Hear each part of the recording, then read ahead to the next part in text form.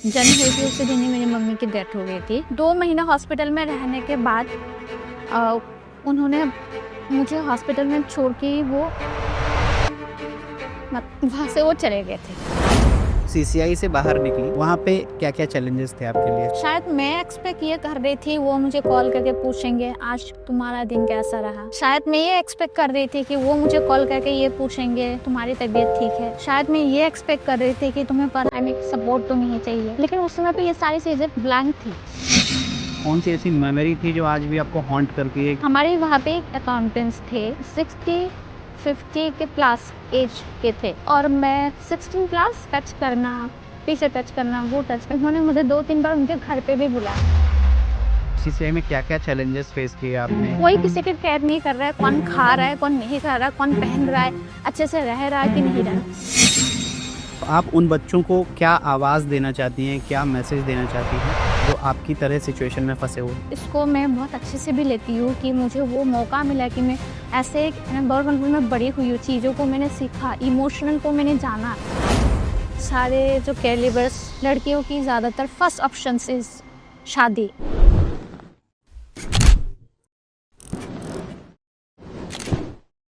हर साल इंडिया में कई बच्चे अपने परिवार से बिछड़ जाते हैं और उन्हें सीसीआई यानी कि चाइल्ड केयर इंस्टीट्यूशंस में रखा जाता है। जब वो 18 साल के हो जाते हैं तो उन्हें केयर लीवर बनकर वहां से निकलना पड़ता है, वो भी बिना किसी सपोर्ट के। This sudden change make life aftercare very hard. That's why 8 spheres of aftercare have been identified to support them better. हाल ही में मैं भी ऐसे ही कुछ केयर लीवर्स से मिला। आज के इस पॉडकास्ट में आप कहानी सुनेंगे संघर्ष की, हिम्मत की, उम्मीद की और उनके जज्बे की। Their voices matter. I hope you will listen. Welcome to Pushka Talks.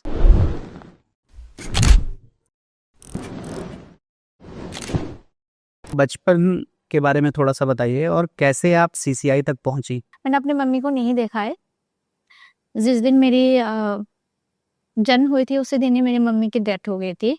सो मैंने उनको देखा नहीं और पापा को मैंने देखा है और उनकी भी इमेज जो मेरे लाइफ में अभी भी है वो सिर्फ ब्लर ही है। अगर आप मुझे ये पूछोगे आपके पापा का नाम क्या था, शायद मैं आपको वो भी ना बता पाऊँ। मैं आसाम में रहती थी तो एक गांव में थे हम और वहाँ से पापा शहर में काम करते थे। अब मुझे ये नहीं पता था कि पापा क्या काम करते थे। तो उस समय पे पापा ने सोचा कि मैं भी अपने बच्चे को साथ में लेके जाते हैं। तो पापा के साथ जब मैं शहर में आ गई, गुवाहाटी गई, तो वहाँ पर पापा पूरा दिन मेरे साथ नहीं रहते थे। तो शायद उनके साथ भी जो मेरे एक अटैचमेंट था, एक जो फैमिली कनेक्शंस होते हैं, वो भी शायद नहीं बन पाया था। मैं ज़्यादातर टाइम किसी और के घर में ही रहती थी। मैं काफ़ी बीमार पड़ना शुरू हो गई। जो मेरी नियर आंटी थी उन्होंने मुझे हॉस्पिटल में एडमिट करा और उस समय में भी पापा मेरे साथ नहीं थे। जब आप ऐसे सिचुएशंस पे पड़ जाते तो आपको एक्स्ट्रा नीड ऑफ केयर की बहुत ज़रूरत होती है। तो उस समय पे जो मेरे पास नहीं था एंड बात ये थी उन्होंने भी नहीं बताया था कि वो मेरे माता-पिता नहीं हैं, जो आंटी ने मुझे हॉस्पिटल में एडमिट करवाया था। 2 महीना हॉस्पिटल में रहने के बाद उन्होंने मुझे हॉस्पिटल में छोड़ के वो वहाँ से वो चले गए थे। मतलब उन्होंने आपको इलाज कराया 2 महीने तक और फिर वहीं पे हाँ, छोड़ दिया? तो उसके आर में भी एक कहानी थी कि क्योंकि डॉक्टर ने बोल दिया था हम इस बच्ची को ठीक नहीं करवा पा रहे हैं और मुझे नहीं पता उस समय पे क्या हुआ था। मैं अपने हाथ पैर नहीं फैला सक रही भी उस समय पे और मैं मुंह से बोल भी नहीं पा रही थी कि व्हाट आई एम फीलिंग। उस समय पे अंदर से मैं क्या फील कर रही थी, क्या हो रहा था, कुछ नहीं बता पा रही थी। Kind of paralysis. यस, अभी के समय पे हम इसको यही नाम देते हैं। बट उसका रीजन नहीं पता था क्यों क्या हो रहा था। तो डॉक्टर ने उनको बोला था कि आप अपनी बेटी को घर लेके जाओ, शायद वो 2 हफ्ते आपके साथ ज्यादा रह ले, यहाँ रहेंगे तो शायद 1 हफ्ते। ओके। तो उसी समय से वो जो आंटी मेरे साथ थी वो चले गई और 1 हफ्ते तक मैं हॉस्पिटल में अकेले सरवाइव कर रही थी। और तब 1 हफ्ते के बाद जैसे फिर से डॉक्टर विजिट करने आते हैं, उन्होंने फिर से बोला कि इस बच्ची को अभी तक यहाँ से लेके क्यों नहीं गए। उनके जो शब्द थे वो बहुत टफ थे मेरे लिए सुनना कि यहाँ से अभी निकाल दो, इस बेड पे मैं किसी और पेशेंट को लाके मैं उनको ठीक करना चाहती हूँ। जो मुझसे नहीं हो पा रहा यहाँ से हटाओ, बाहर फेंक दो, शायद ऐसे ही चला जाएगा। होते ना जब रेगुलर आप रहते तो पास में कोई और भी रहते हैं, तो किसी को ये बात पता थी, तो उन्होंने ही आके बोल दिया कि एक्चुअली ये उनकी बेटी नहीं है, ये कुछ और ऐसे ऐसे है। तो उस समय पे शायद उनके साथ वैसे उनकी टेलीफोन नंबर उनके साथ शेयर हो गई थी, जी। तो जिसके दौरान फिर डॉक्टर ने बोला एक काम करते हैं, हम पुलिस को रिपोर्ट करते हैं। उस समय पे चाइल्ड लाइन बहुत बहुत अच्छा काम कर रहा था सामने, उनको बुलाया जी। तो उनके थ्रू सारी चीजें पता चली, कि मेरी पूरी कहानी उनको पता चली कि हाँ ऐसी ऐसी है। और फिर पापा को ढूंढने की कोशिश करा, उस समय पे नहीं हो पाया, बट जो अंकल आंटी थे उन्होंने एक रीजन दिया कि हमारी खुद की बेटी नहीं है, हमारे बगल में रहते हमारे पड़ोसी है, उसके बाद पूरा दिन भर काम करने जाते हैं, कभी रात को बच्ची हमारे घर पे सो जाती है, तो उसके साथ भी हमारी वो लगाव हो गई थी। उसका बाप नहीं आ रहा था और उसके बाप की एक्सीडेंट में डेथ हो गया। और ये बात मुझे पता चल गया हॉस्पिटल में, जब लाइक आप बोल रहे हो पैरालिसिस हो रहे थे, उस समय पे मुझे पता चलता है कि मेरे पापा के भी एक्सीडेंट में डेथ हो चुके हैं। लेकिन फिर भी आप कुछ एक्सप्रेस नहीं कर सकते। नहीं कर पा रही थी। हम सोचे अभी मैं बोले तो मेरे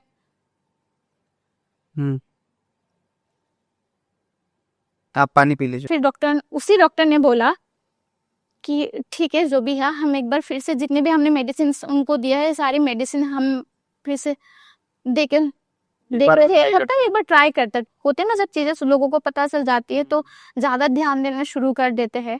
तो इसमें भी वो केयर मिल रहे थे, सारे नर्स मेरे पास आ रहे थे, सुपरवाइजर जो थे सब मेरे पास आके बैठ रहे थे, एक्स्ट्रा केयर मिल रहा था, मैं खाना टाइम से मुझे मिल रहा था, मेडिसिन टाइम से मुझे मिल रही थी। तो एक हफ्ते के अंदर अंदर ही मतलब मैं काफी चीजें में बोलना, मेरे हाथ पे सब कुछ रिकवरी होने लगी थी। सब कुछ हो रहा था। एंड विदिन 1 मंथ में चलना भी शुरू कर दिया था मैंने उस हॉस्पिटल में। ओके। एंड तब भी मुझे हॉस्पिटल से उन्होंने बाहर नहीं भेजा कि पूरा प्रॉपर ठीक हो जाए। उसके बाद मेरे दिमाग में इमोशन नाम की चीज नहीं थी कि पापा की डेथ हो गई मुझे अभी रोना है, क्या करूँ क्या नहीं, मुझे कुछ नहीं पता था, पूरी दुनियादारी के बारे में कुछ नहीं पता था। मुझे बस इतना पता था कि अभी बस मैं हॉस्पिटल में हूँ, और अभी अगर मेरे बैकबोन में कोई है जिन्होंने मुझे जान बचाई है वही है। तो उन्होंने मुझे पहले बोला कि आपको मैं अपने घर में लेके जाना चाहती हूँ, आप चाहते हो? मैंने बस ये देख के उनको बोल दिया कि हाँ। डॉक्टर ने पूछा? यस। जिन्होंने आपको बोल दिया था कि इनका बेड खाली करवाओ वही डॉक्टर? क्योंकि उन्होंने फिर से ट्रीटमेंट स्टार्ट करवा दिया था। ओके। फिर उसी समय पे मुझे पता चला कि काफी और डॉक्टर भी थे जिन्होंने उनको एप्लीकेशंस दिए थे कि हम इस बच्चे को अडॉप्ट करना चाहते हैं, क्योंकि आपने इसकी जिंदगी बचाई तो हम चाहते हैं आप इसके परमिशंस दो, बाकी हम बाकी पुलिस के साथ बात कर लेंगे। उस समय पे इतना प्रोसेस नहीं था बच्चे को अडॉप्ट करने का, अगर कोई चाहता है तो लेके चले जाते थे उस समय पे, कोई पेपर वर्क नहीं होता था, उतना ज्यादा नहीं होता था। बट अभी के टाइम में बहुत सारी चीजें होती है, तो सारे लोगों ने सोचा कि हम उन्हीं से परमिशन देते हैं। तो उन्होंने उस समय पे सोचा कि अगर मैं बाकी सबको ना दे के मैं खुद लेके जाऊं तो शायद मे बी कुछ अलग तरीके से इमेज क्रिएट हो सकता, गलत मैसेज कन्वे हो जाएगा। तो उन्होंने मुझे पूछा, मैं चाहती हूँ आप एक हॉस्टल में रहो जहाँ आपको पढ़ने का, खाना पीना, रहने के लिए सब कुछ आपको मिल जाएगा, क्या आप जाओगे? मैंने बस बोला हाँ। तो उन्होंने फिर चाइल्ड लाइन के थ्रू मुझे उन्होंने सीसीआई में रख के वहाँ पे आ गया। अब सीसीआई की लाइफस्टाइल क्या है, वहाँ के एनवायरनमेंट क्या है, वो मुझे बिल्कुल नहीं पता था। एकदम नई चीज थी, बहुत ज्यादा नई चीजें थे। मेरे घर के कल्चर अलग थी, मैं एक लड़की थी, तो शायद कहीं ना कहीं वो आसपास के लोग जब गांव में भी रहते थे तो सबके गोद में आप खेलते खेलते खेलते खेलते आके आप बड़े हुए हो जी। और सडनली आप ऐसे एक एनवायरनमेंट में चले जा रहे हो जहाँ पे बहुत सारे बच्चे हैं आपके जैसे, कोई किसी की केयर नहीं कर रहा है, कौन खा रहा है कौन नहीं खा रहा है, कौन पहन रहा है, अच्छे से रह रहा है कि नहीं रह रहा, कोई किसी के कोई फर्क नहीं पड़ रहा था। उसमें मौसमी एक नहीं थी, हजारों मौसमी थी, तो वो फर्क ही नहीं था। आप वहाँ पे जैसे अभी हम लोग बोलते ना, आप अभिमान दिखाते हो कभी कभी छोटी छोटी चीजों में घर पे है ना अपने मम्मी पापा को, तो वहां पर वो चीजें उस चीज की वैल्यू नहीं थी। अगर आपने रो के बोल दिया नहीं मुझे ये चीजें नहीं खानी है, इसका मतलब कोई फर्क नहीं पड़ता उससे, वो छोड़ के चले जाएंगे, छोड़ के चले जाएंगे, राइट। और यही चीज़ अगर आप घर पे बोलोगे तो मे बी आपको कोई मनाने आएगा हाँ कि आप बच्चा नहीं ऐसे नहीं होते, आप आ जाओ खाओ। तो जी। सीसीआई में मेरे साथ वो चीज़ें बहुत मिसिंग थी, मैंने बहुत मिस किया।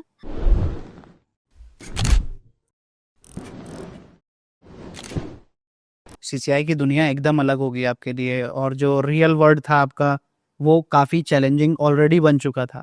तो जब आप सीसीआई में रही तो सीसीआई में क्या क्या चैलेंजेस फेस किए आपने, या फिर क्या क्या अच्छा हुआ आपके साथ जो आपकी मेमोरी में परमानेंट सेव हो गया? सबसे पहले तो एक चीज़ आपको समझ आ जाती है जब आप सीसीआई में रहते हो, फैमिली की वैल्यू जी। आपको बहुत अच्छे से समझ आ जाती है। उस समय पे मैं इकलौती यूथ थी उस सीसीआई में, जो मेरा कोई भी नहीं था। और बाकी जो मेरे साथ के लड़कियां थी, लड़के थे, उस समय पे हम लड़का लड़की साथ एक साथ रहते थे, तो उनके कोई ना कोई आते थे। फॉर एग्जाम्पल कोई फेस्टिवल आ गया, होली, दिवाली, दुर्गा पूजा, स्पेशली इन असम बिहू में बिग फेस्टिवल बहुत अच्छे से मनाते हैं। उस समय पे सबके कोई ना कोई आते थे, उनके लिए गिफ्ट्स लेके आते थे, उनके साथ 2-2 3-3 घंटे बैठ के बात करते थे सिर्फ उन्हीं के साथ। सो मैं सिर्फ दूर से वो चीजें देखती थी। उनके सामने तो मैं बहुत खुश थी कि कोई आया है उनके लिए मिलने के लिए, करने के लिए, बाहर की बातें हुआ के बताते थे, बाहर ये चल रहा है, ये कर रहा है, तो वो सुनने में बहुत मजा आ रहा था। लेकिन कहीं ना कहीं मैं वो दिन रात सोच सोच के मैं सोती थी रात को, और सपने में ऐसा आता था कि कोई इंसान मुझसे मिलने के लिए आ रहा है। और वो इमेजिन ऐसा था कि मेरे पापा नहीं आ रहे हैं मुझसे मिलने, शायद मेरी मम्मी आ रही है मुझसे मिलने के लिए और मुझे बोल रही है तुम बहुत अच्छे से रहो, बहुत अच्छे से ये करो। तो वो मेरे लिए बहुत एक ट्रोमा सिचुएशंस था, क्योंकि उस समय पे हमारे सीसीआई में काउंसलिंग का प्रोविजन नहीं था, इतने मतलब फैसिलिटीज बिल्कुल भी नहीं थे उस समय की बात। तो मैं काफी डिप्रेस रहती थी। बट हाँ, मौका ये मिला कि अगर मैं अपनी जर्नी को उस तरह से देखूं, शायद अगर जो डॉक्टर ने पहले शब्द जो बोला था उन्होंने, अगर वही होता, क्या मैं उस समय पे उस चीजों को मैं फील कर पाती? शायद नहीं। तो मैं कहीं ना कहीं इसको मैं बहुत अच्छे से भी लेती हूँ कि मुझे वो मौका मिला कि मैं ऐसे एक एनवायरमेंट में बड़ी हुई हूँ, चीजों को मैंने सीखा, इमोशनल को मैंने जाना, फैमिलीज की वैल्यू को मैंने सीखा, मम्मी पापा फैमिली से सब कितनी इंपॉर्टेंट चीज होती है लाइफ में, ये सारी चीजें मैंने सीखा। भारतीय होने के नाते हमारे कल्चर में जो है फैमिली या परिवार जो भी बोले हम, उसका जो इम्पोर्टेंस है वो बहुत ज़्यादा होता है।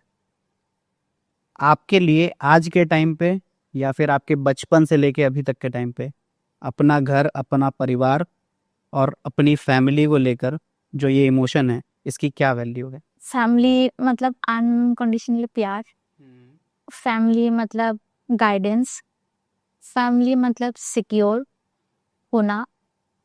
मैं बचपन से ये सारी चीजें मैं देखते आई हूँ सीसीआई से, कि मुझे वो प्यार की मुझे कमी लगा था।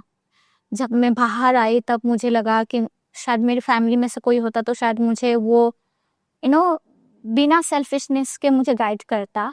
जब मैंने अपनी करियर स्टार्ट किया तब मुझे लगा कि एक सिक्योर होना, अपना घर जिसे हम बोलते हैं। हमारी पूरी जर्नी में हम सिर्फ रेंट हाउस में रहते हैं, जब आप सीसीआई से निकलते हो तो ये बहुत मैटर करता है। जब हम काम पे रहते हैं हमें ये हमेशा याद रहती है कि हमें रेंट हाउस में ही जाना है, और आपको पता है वहाँ के कल्चर भी अलग तरीके का होता है, और आपको वहाँ भी स्ट्रगल फील होते हैं, स्ट्रगल आप देखते हो एक रेंट हाउस लेने के लिए। तो मैं अपनी फैमिली, आप जो बोलो उसको, मैं इस 3 तरीके से मैं डिवाइड करके अपने आप को मैं कनेक्ट कर पाती हूँ। जैसे आपने कहा कि फैमिली होती है तो एक सिक्योरिटी रहती है। जब आप सीसीआई में थी, जितने भी टाइम पीरियड के लिए थी, तो वहाँ पे भी आपको एक सिक्योरिटी थी कि एक घर है आपके पास। बट वहाँ पर आपके लिए कौन सा ऐसा इमोशन था जो आप कभी नहीं भूल सकती? जो कौन सी ऐसी मेमोरी थी जो आज भी आपको हॉन्ट करती है कि ये चीज़ क्यों हुई मेरे साथ? ऐसा कुछ तो मतलब सीसीआई में गलत कुछ नहीं हुआ है मेरे साथ, डेफिनेटली नहीं हुआ है। बट मैं एक चीज डेफिनेटली मैं मेंशन करना चाहूंगी, मे बी वो इसलिए भी है कि आप लड़की हो, जी। वो इसलिए शायद मैंने फील किया। और कहीं ना कहीं ये भी है कि आप ऑर्फेंड हो, ये भी हो सकता है। और या इट्स ऑल्सो मैटर कि आप सीसीआई से ही हो। जब मैं 12th में थी तब मैं सीसीआई में ही थी। और आई डोंट नो ये इस बात को यहाँ पे बोलना इम्पोर्टेंट होगा कि नहीं, लेकिन अगर मेरी इस बात से कोई अपने इरादे चेंज कर सकता है तो डेफिनेटली मैं बोलना चाहूँगी। हमारे वहाँ पे एक अकाउंटेंट्स थे और वो करीबन उस समय की अगर मैं बात करूँ 60-50 के प्लस एज के थे। उनकी एज उतनी थी और मैं आप 16 प्लस मे बी, मतलब 12 में तो 16 प्लस जी। के होते उतनी ही थी।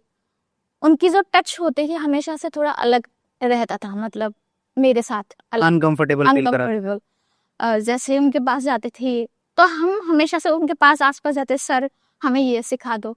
उन जब वो कंप्यूटर में बैठे थे तो उस समय पे हमारे पास वो फैसिलिटी नहीं थे, तो हम मतलब उनके पास इसलिए जाते थे हमें कुछ दिखाए कंप्यूटर में कि सर आप ये मुझे ये दिखा दो, आज मैंने कॉलेज में देखा, आप क्या मुझे एक बार दिखा सकते हो।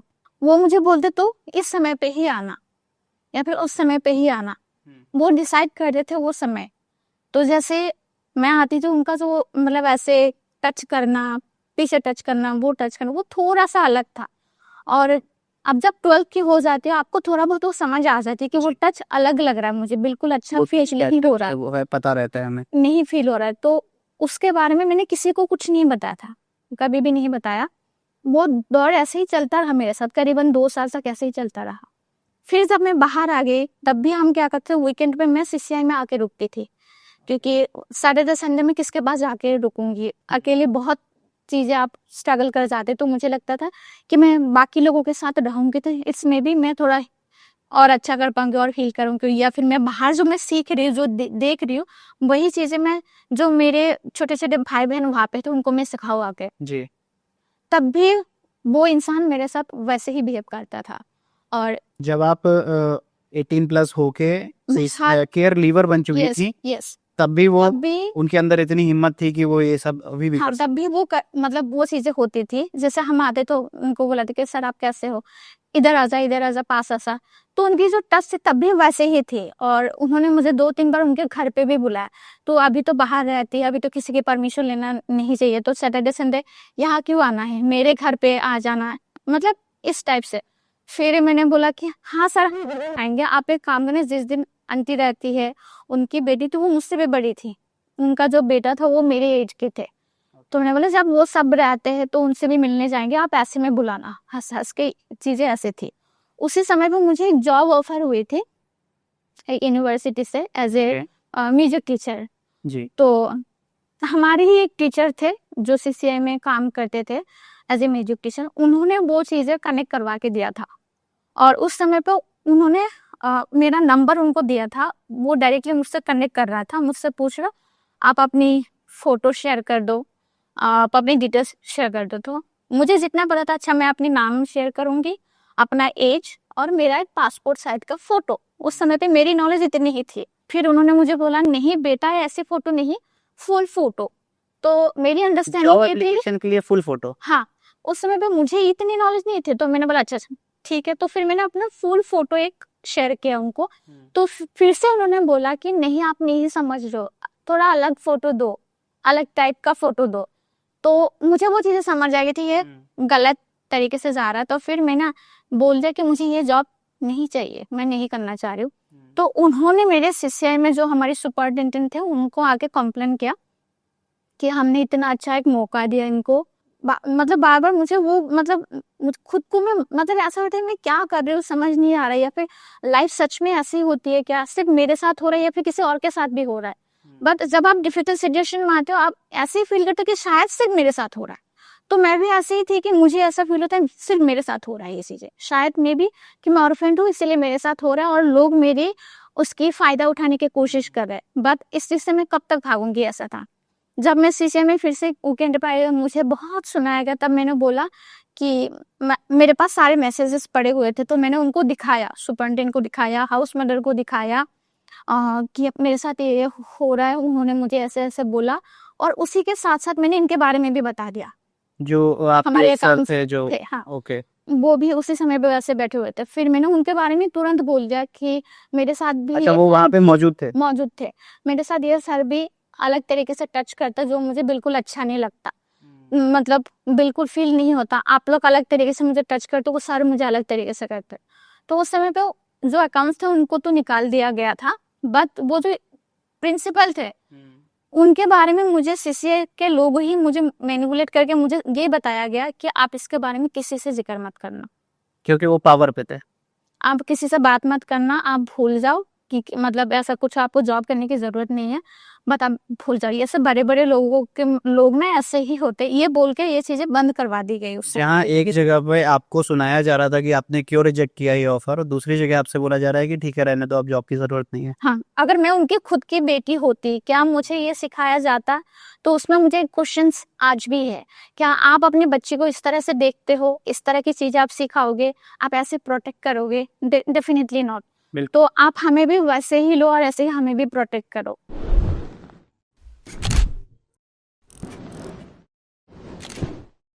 जिन लोगों ने ऐसे चाइल्ड केयर इंस्टीट्यूशन में होके बच्चों के साथ ऐसी घिनौनी हरकतें करी हैं, ये तो लिटरली उनके लिए शर्म की बात है कि जिनकी केयर करने के लिए वो आए हैं और वो उन्हीं को एक्सप्लॉइट कर रहे हैं।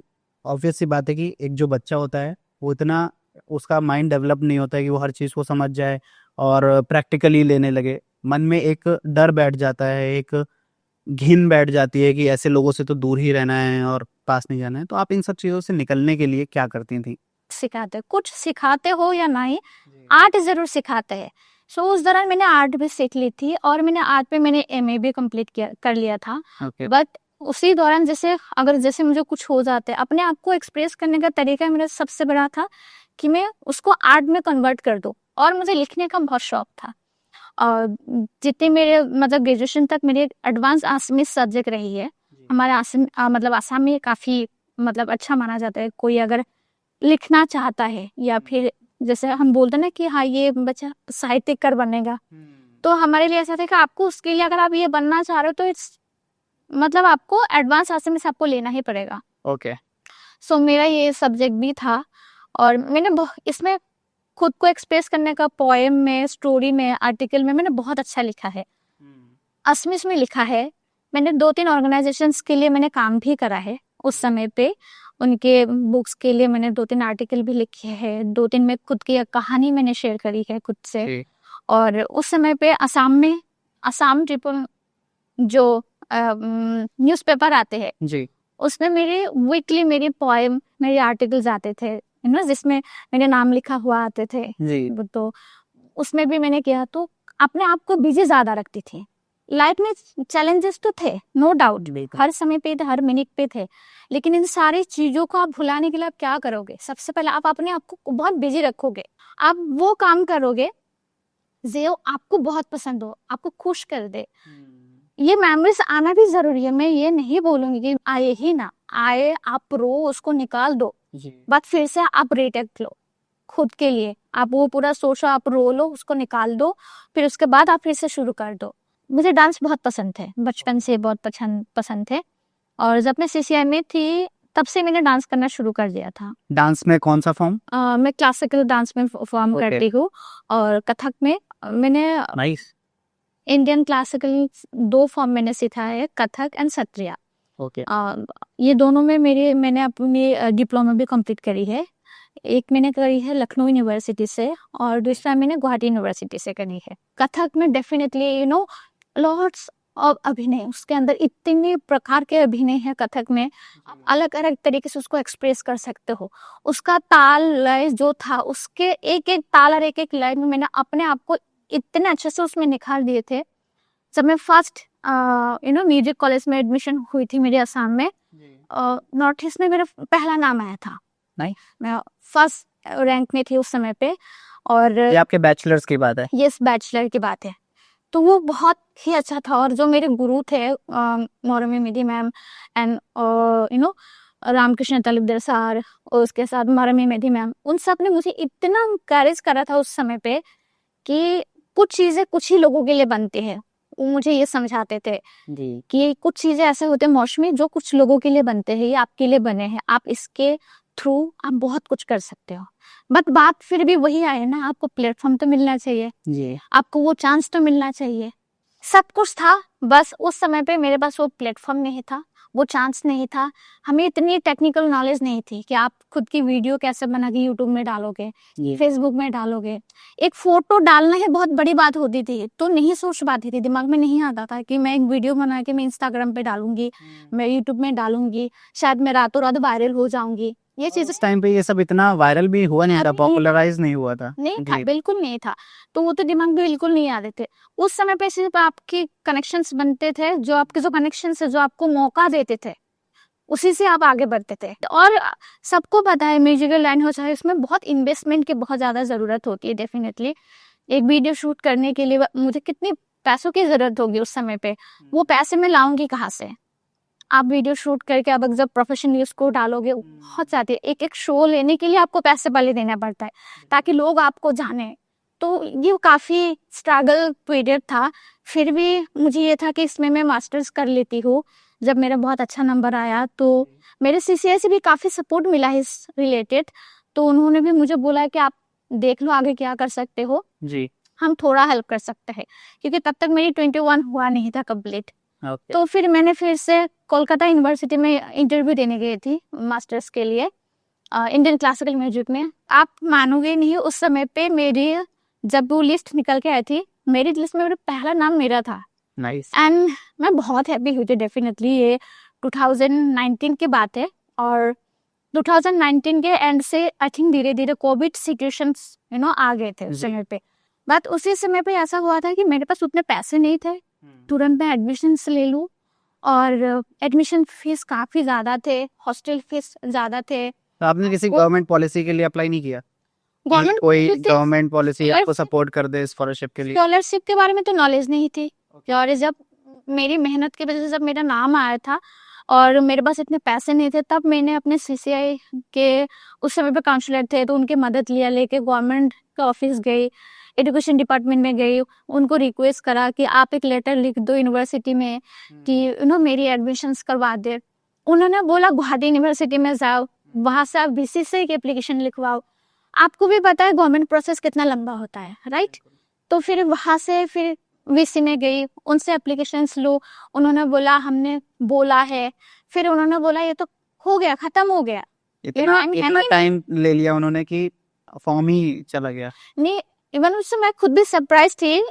इस प्रोफेसर के साथ मेरी बात हो रही थी फोन पे, मैंने उनको अपनी पूरी कहानी बताई थी कि सर मैं असम से हूँ मैं, लेकिन वहां पे आके मैंने इस तरह से मैंने एग्जाम दिया। और मुझे काफी हद तक ऐसा लगा कि शायद उन्होंने मुझे ऑब्वियसली मेरी टैलेंट पे कोई मुझे डाउट ही नहीं है, काफी अच्छा था। बट इवन ऑल्सो मैंने बंगाली में दिया, शायद अगर मैं आसमी से मैं ही बोलती शायद उनकी प्रायोरिटी उसी समय पे चेंज हो जाता।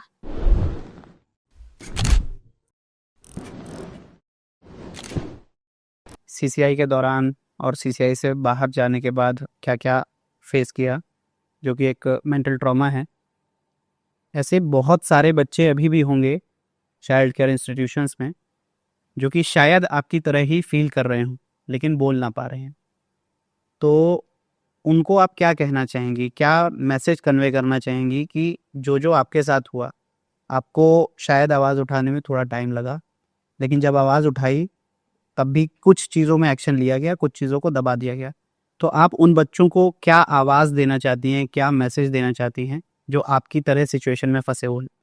इस क्वेश्चन पर तो मैं सिर्फ बच्चों को तो मैं नहीं बोलना चाहूंगी, डेफिनेटली नॉट। आपने बोला ना बच्चा, जी वो बच्चा ही है, मतलब उनकी समझ कम है। जी बट वहां पे जो लोग काम करते हैं वो लोग तो बड़े हैं, बिल्कुल। वो लोग तो ज्ञानी है, वो समझा सकते हैं, वो एक्शंस ले सकते हैं, यानी सारी चीजें उनके ही हाथ में होती है। तो इट्स मे बी आप उतने केयरफुल रहो, आप वैसे बिहेव करो जैसे आप अपने खुद के बच्चों के साथ करते हो।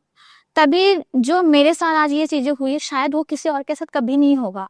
और मुझे ये लगता है जैसे सीसीआई में जो स्टाफ हायर किया जाता है, उससे पहले बहुत सारी चीजें हम क्लियर आउट करके आप ले सकते हो, बैकग्राउंड दे सकते हो, और आने के बाद आप पहले उनको एक जॉब एंडिंग के बाद हम नोटिस पीरियड बोलते हैं, तो क्यों ना इसको उल्टा स्टार्ट कर दो। आप पहले नोटिस पीरियड पहले दे दो, आप 1 साल दे दो, 6 महीने दे दो। ऐसे इसके लिए टर्म है प्रोविजन पीरियड, बेसिकली कॉर्पोरेट में ये यूज किया जाता है, कॉर्पोरेट में। कि 1 महीने 3 महीने तक हम आपको जज करेंगे, अगर आपका काम अच्छा लगेगा तो ही हम आपको हायर करेंगे, नहीं तो नहीं करेंगे। ये सीसीआईज में भी एप्लीकेबल होना चाहिए। होना चाहिए, बिल्कुल होना चाहिए। और जब ये इंटरव्यू प्रोसेस भी होती है, कई बार हमारे जाने पहचाने लोग ही उस फील्ड में आ जाते हैं, क्योंकि ये सोशल सेक्टर है ना।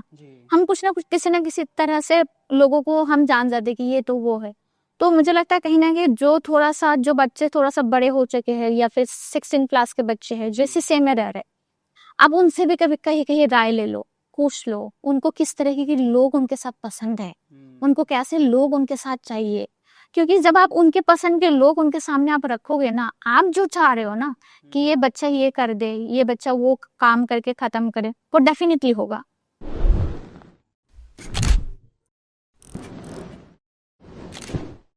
जब आप सीसीआई से बाहर निकली तो जो एक नई दुनिया में आपने कदम रखा, वहाँ पे क्या क्या चैलेंजेस थे आपके लिए? सोसाइटी कैसे एक्सेप्ट कर रही थी आपको?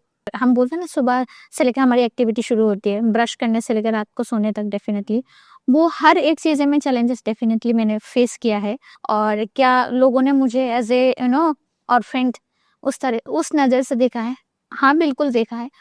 कई बार बहुत अलग अलग तरीके से मैंने महसूस किया है। स्ट्रगल मेरे स्टार्ट अगर मैं बोलूँ, उस दिन से ही हुई थी जिस दिन मैं सीसीआई के बाहर चली गई थी। आप इमोशनल लेस फील करना शुरू कर देते हो बाहर जैसे जाते हो। ट्रस्ट इशू आपके अंदर बहुत ज़्यादा आ जाती है, जो कि मैंने देखा।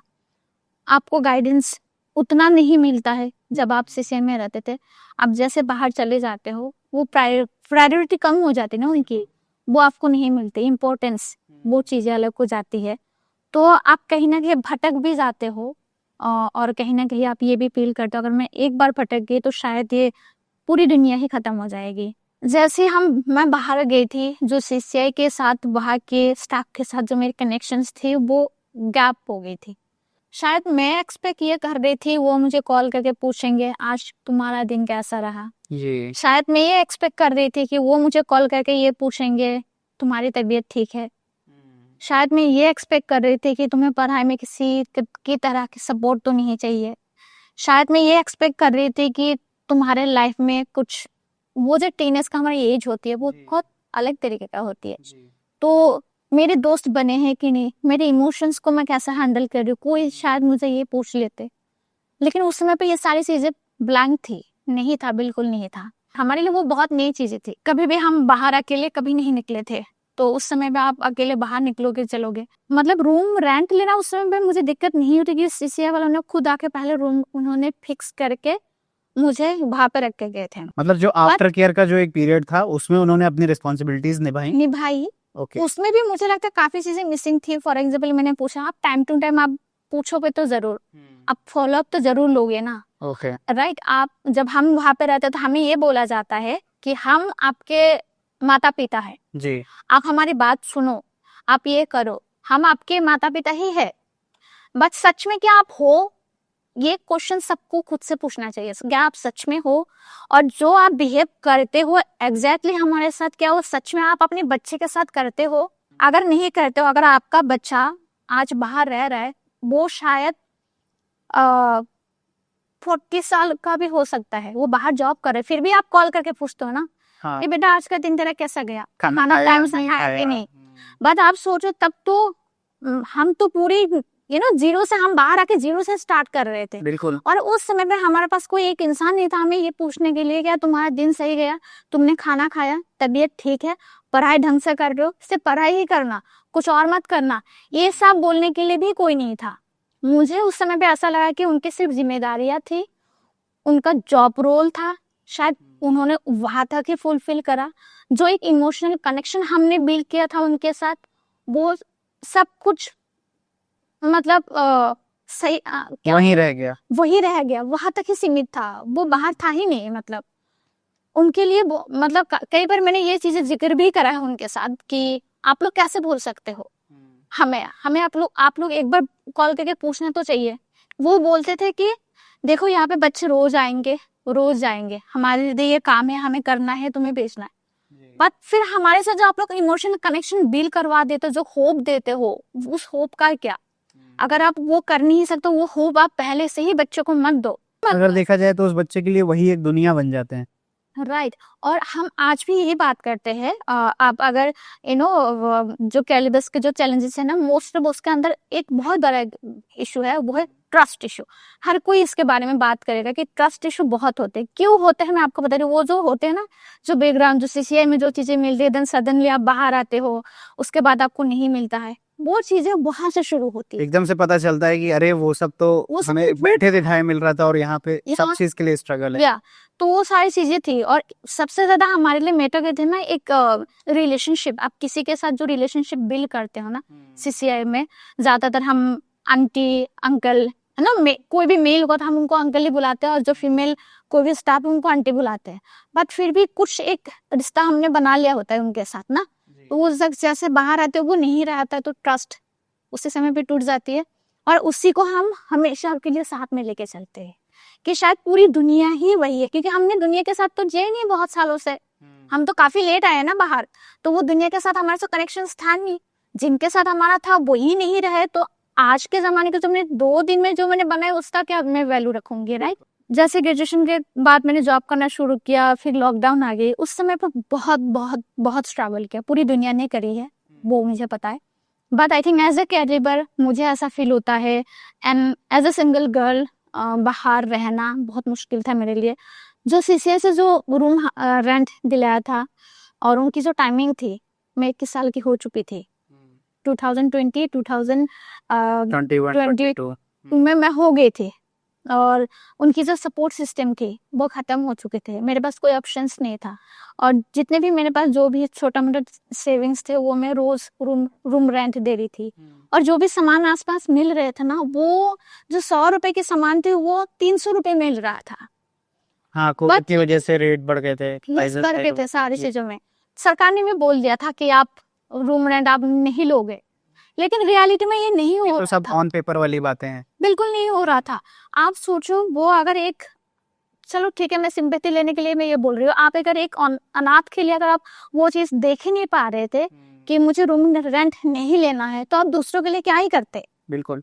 मैं डिप्रेस थी, और उसी समय पे ही मैं फिर से बीमार पड़ गई थी।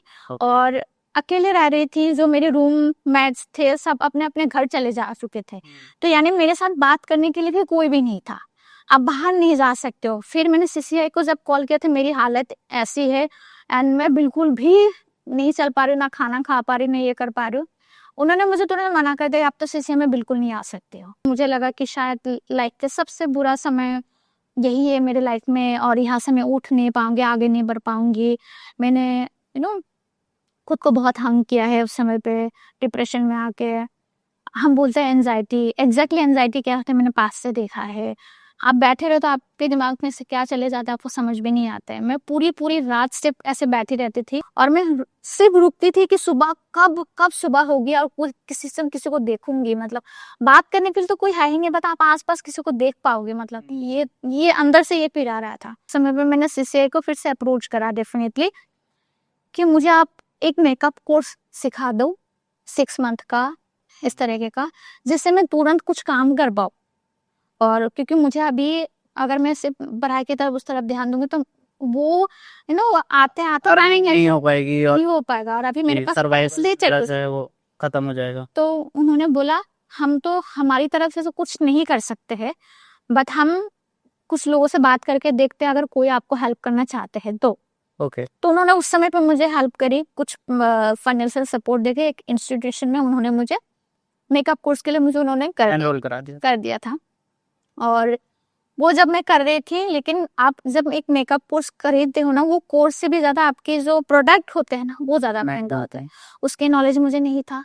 मतलब ऐसा होता है कि आप अगर 60,000 से वो कोर्स ले रहे हो ना, और आपकी प्रोडक्ट की प्राइस आ रही 1.5 लाख, तो अभी मुझे ये रियलाइजेशन बाद में को शायद मुझे प्रोडक्ट के पैसे लेने थे उनसे, और कोर्स खुद के जो पैसे वो खुद से मैनेज करने थे। तो उसके बाद मैंने ट्यूशन्स लेना शुरू कर दिया, लाइक कि मैं ट्यूशन्स लूंगी तो धीरे धीरे धीरे धीरे शायद ऐसी चीजें आ जाएंगे। तो वहां से मैंने इनकम सोर्स थोड़ा सा जनरेट किया। देन उसके धीरे धीरे मैंने प्रोडक्ट खरीदा। फिर 6 मंथ में मैंने ये कोर्स किया। देन उसके बाद मैंने सोचा अब मुझे काम तो नहीं मिल रही, मैं कैसे क्या करूँ, काम तो आ ही नहीं रहा है। फील्ड में इतने लोग हैं, मुझे कौन बुलाएगा काम के लिए, कौन मुझे बिलीव करेगा मतलब कि मैं अच्छा काम कर सकता हूँ। नहीं आता था एक कंटेंट क्रिएट करके आप सोशल मीडिया पे डालो, वो समझ ही नहीं पा रही थी। फिर उसके बाद किसी ने मुझे बोला आप न्यूज़ चैनल में ट्राई करो। मैंने हर एक लोकल न्यूज़ चैनल में वहाँ जा के अपना बायोडाटा वहाँ पे जाके दिया कि आप कभी भी आपको अगर लगता है कि मतलब आपको चाहिए पार्ट टाइम के लिए भी आप मुझे बुला लेना। काम उतना ज़्यादा कुछ नहीं था, आपको पूरे दिन में ना आप सिर्फ एक ही मेकअप करते हो, बाकी टाइम आप बैठे रहते हो, कुछ काम नहीं होता, लेकिन आपको रहना ही है ऑफिस में, हाँ, कभी भी नीड पड़ सकती है। कभी भी नीड पड़ सकती है। जी।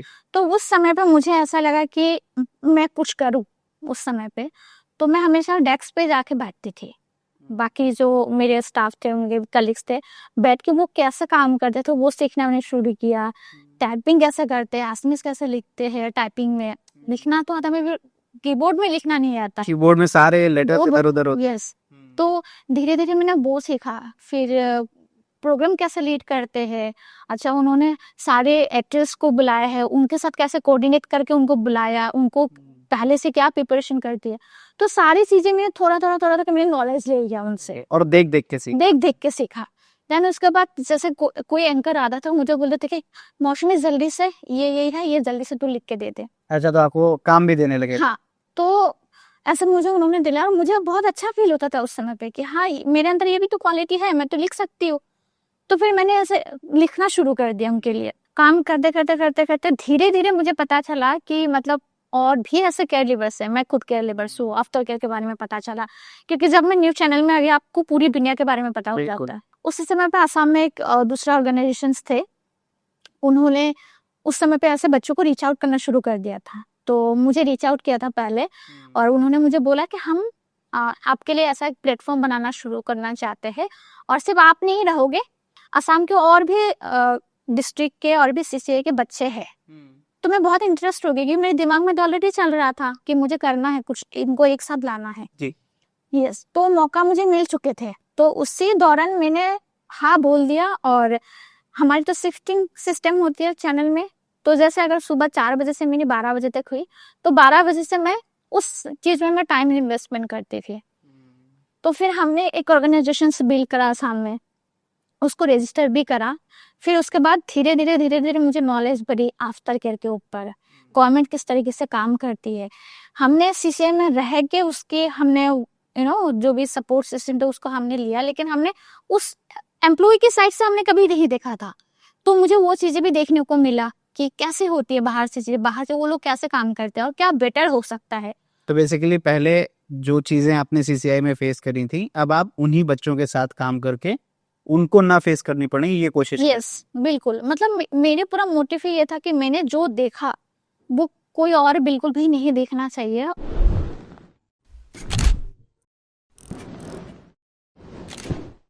आपकी लाइफ जब ड्रास्टिकली चेंज हो रही थी और धीरे-धीरे आप अकेले रहना सीखने लगी थी, जब आपको किसी की ज़रूरत नहीं थी, तब आपकी लाइफ में आपके पार्टनर की जब एंट्री हुई, तब आपका क्या एक्सपीरियंस था?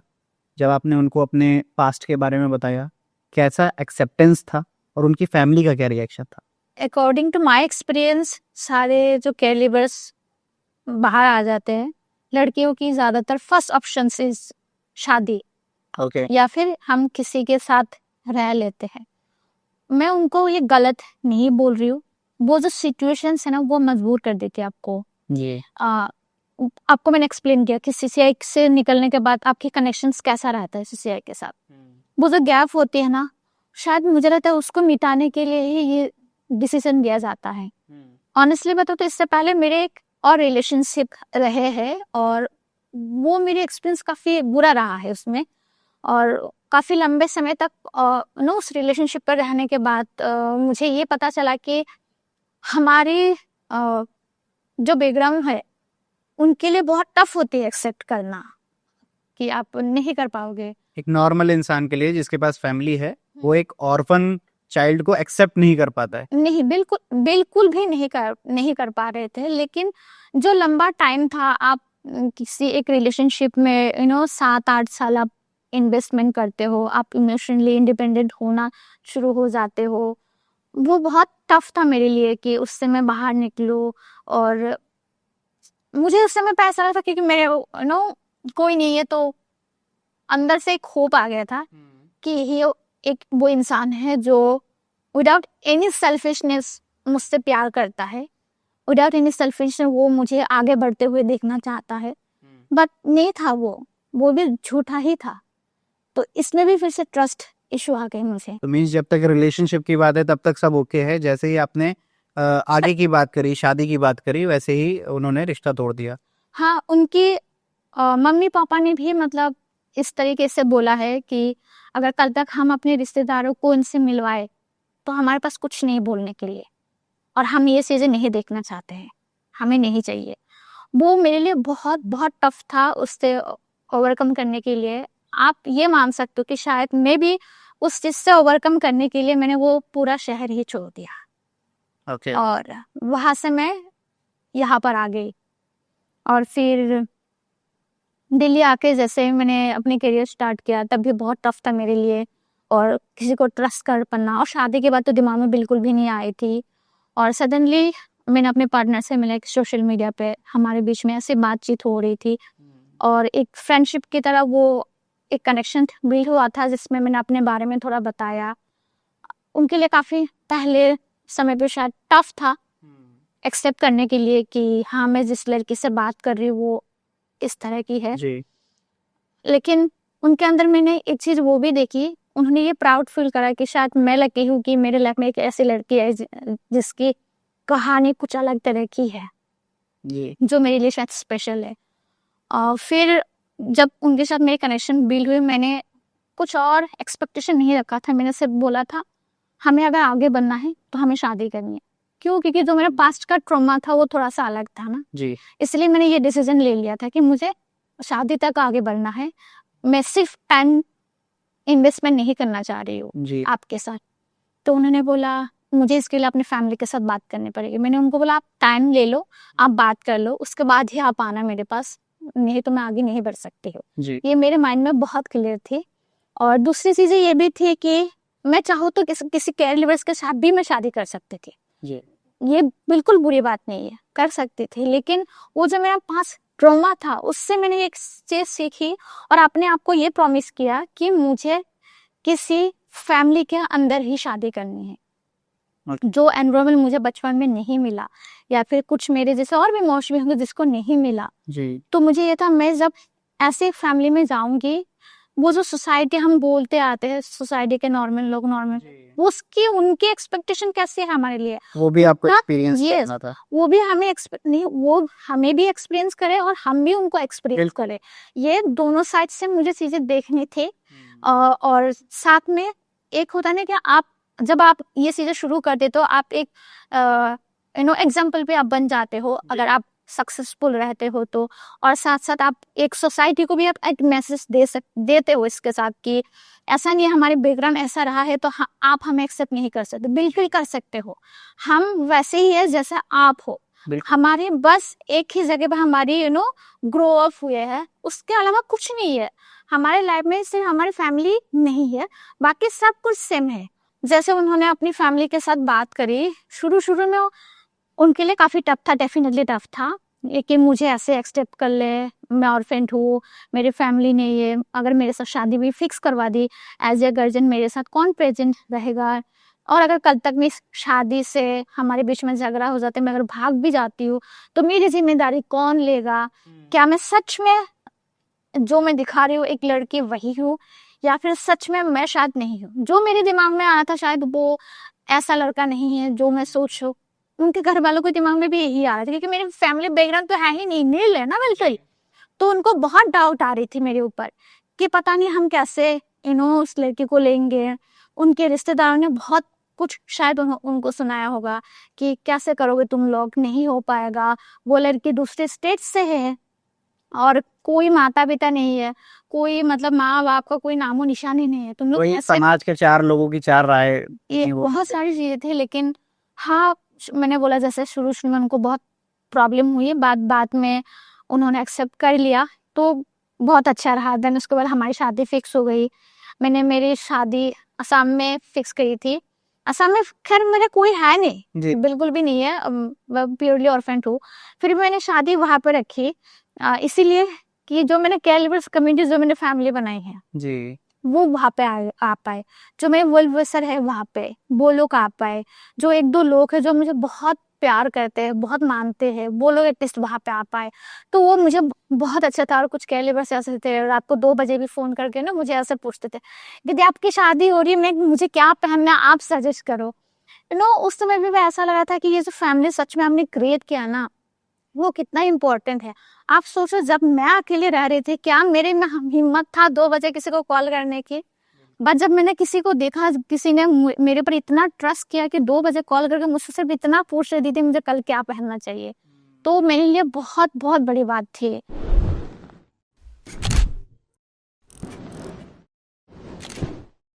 एक टाइम था जब आप फैमिली की तलाश में थी, फिर आपको फैमिली मिल गई, आपकी शादी हो गई, अब आप खुशी खुशी अपना जीवन बिता रही हैं, अब नई नई चीज़ें एक्सपीरियंस कर रही हैं, जो असल फैमिली में जो एक लव एंड केयर होती है वो एक्सपीरियंस कर रही हैं। साथ ही आप बहुत से बच्चों के लिए खुद फैमिली बन चुकी हैं। तो ये जो एक्सपीरियंस है पूरा, ये जो जर्नी है पूरी, ये काफी मजेदार भी रहे हैं और काफी स्ट्रगल भी रही है डेफिनेटली। एक फेलोशिप प्रोग्राम चलाते हैं पैन इंडिया में, एंड हर एक स्टेट से एक एक कैलिबर्स को, एक एक लीडर को वो चुनते हैं एक एक मुद्दे पे काम करने के लिए, जिसमें आप खुद से प्रोजेक्ट बनाते हो और उसी पे आप काम करते हो और स्टेट पे आप सॉल्यूशंस प्रोवाइड करवाते हो कैलिबर्स को। सो मैंने एजुकेशन में वो एक मुद्दा चुना था जिसके ऊपर मैंने आसाम में काम किया है उस फेलोशिप के दौरान। उस फेलोशिप के दौरान मुझे बहुत ऐसी चीजें पता चली, जैसे बाकी स्टेट के कैलिबर्स के सब कनेक्शंस, वहाँ के कल्चर के हिसाब से वहाँ के प्रॉब्लम्स क्या है वो आपको पता चलती है। फिर उनकी कहानी, अलग अलग कहानी जब आप सुनते हो आप और ज्यादा मोटिवेट हो जाते हो। उस समय पे आपकी जो खुद की कहानी ना वो बहुत छोटा लगना शुरू हो जाता है। तो बिल्कुल मेरे साथ भी यही हुआ। मेरी खुद की जो स्ट्रगल रही है उसको मैंने छोटा कर दिया, जो बाकी दूसरों की कहानी थी उसको मैंने ऊपर रखा, और उस बेसिस पे जो मेरी करियर है सोशल सेक्टर में वो बिल्ड होते गई। जैसे आपने अपनी जर्नी में बताया कि आपने कई जगहों पे हैरेसमेंट फील किया, कई जगहों पे आपको मेंटल ट्रॉमा झेलना पड़ा, और कई जगहों पे आपकी बात नहीं सुनी गई, आपकी बात को दबा दिया गया जब आपने आवाज़ उठाई। एक ये दौर था जब आप खुद एक सीसीआई में थीं और ये सब फेस कर रही थी, और एक दौर है जब आप एक सीसीआई के साथ काम कर रही हैं, आप उन्हीं बच्चों के लिए आवाज़ बन रही हैं, उन्हीं बच्चों के लिए गाइड बन रही हैं। तो क्या वो केसेस आज भी आपको देखने को मिलते हैं? कोई बच्चा आके ऐसा कुछ बताता है आपको, या फिर आप सिस्टम में रह के कुछ ऐसा फील कर रही हैं कि ये चीज़ें क्यों हो रही हैं, कहाँ से लूप होल क्या है? लूफॉल हर जगह पे होती है, ओके। हर सेक्टर पे होती है, not only social sector, definitely. And है कहीं ना कहीं अभी भी बहुत सारी ऐसी चीजें हैं जहाँ पे इम्प्रूव करने की जरूरत है, और चाहे वो ऑर्गेनाइजेशंस के लेवल हो या फिर आप गवर्नमेंट लेवल्स के ऊपर आप बोलो, इम्प्रूव करने की बहुत जरूरत है। आई एम नॉट सेइंग कि नेशनल लेवल पे एक लॉ बने हुए हैं जिसमें हम देखते हैं हमारे लिए ये फैसिलिटीज अवेलेबल है, बट इन रियलिटी केस कुछ ऐसे स्टेट है शायद वहाँ पे नहीं पता है, या फिर जो गवर्नमेंट एम्प्लॉय है वो इतना ज्यादा सेंसिटाइज ही नहीं है कि आफ्टर केयर के बारे में, उनके एक्ट के बारे में, और क्या फैसिलिटीज हो सकते हैं और क्या इम्प्रूव कर सकते हैं। तो उस केस में शायद थोड़ा और कहीं कहीं इम्प्रूव करने की ज़रूरत है, डेफिनेटली मुझे लगता है।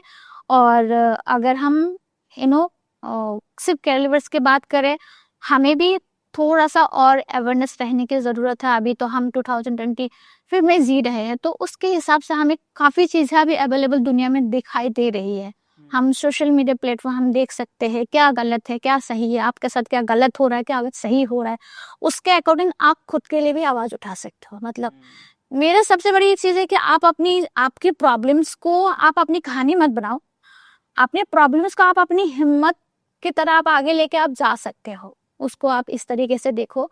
तब आप शायद जो मैंने स्ट्रगल करी है, जो मैंने कुछ हरासमेंट देखी है, शायद आप वो नहीं देखोगे, क्योंकि उस समय पे मेरे अंदर क्या कमी थी, हिम्मत की कमी थी। सो अब अपनी स्ट्रगल को आप हिम्मत में कन्वर्ट कर लो, it's may be help. Family का हमेशा से एक सपना था आपका, वो आपका पूरा हुआ है, और एक छोटी सी फैमिली नहीं बल्कि आपको पूरा एक केयर लीवर नेटवर्क मिला हुआ है, जो कि आपकी एक बहुत बड़ी फैमिली है। अब आगे आपके क्या प्लान्स हैं?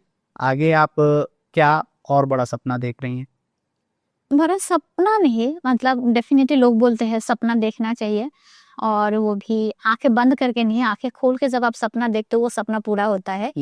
सपना मैं भी देखती हूँ, बट मैं उतना देखती हूँ कल के लिए कि कल का मेरा दिन आ रहा है, तो कल मैं क्या ऐसे कुछ कर सकती हूँ ताकि मैं वो पूरा कर पाऊँ।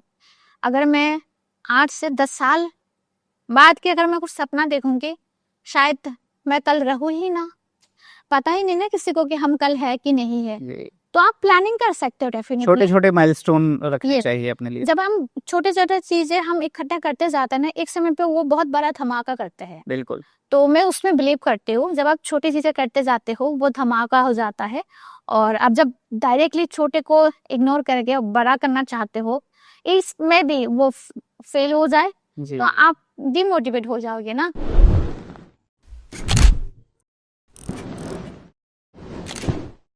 इस पूरे पॉडकास्ट को सुनकर एक चीज तो क्लियर है कि फैमिली जो एक इंस्टीट्यूशन है वो हम सब की लाइफ में कितना इंपॉर्टेंट रोल प्ले करता है, और जो लोग बचपन से ही अपनी फैमिली से बिछड़ जाते हैं उन्हें जीवन भर न जाने कितने चैलेंजेस फेस करने पड़ते हैं। अब आप सोच रहे होंगे कि आप यहाँ क्या कर सकते हैं। आप उन बच्चों को सीसीआई न भेजकर उनकी फैमिली बन सकते हैं, उन केयर लीवर्स के लिए मेंटोर बनकर उन्हें एजुकेशन और करियर के लिए गाइड कर सकते हैं। और इन सारे केयर लीवर्स की अगर आप जानकारी हासिल करना चाहते हैं तो क्लैन यानी कि केयर लीवर्स एडवोकेसी नेटवर्क को रीच आउट कर सकते हैं।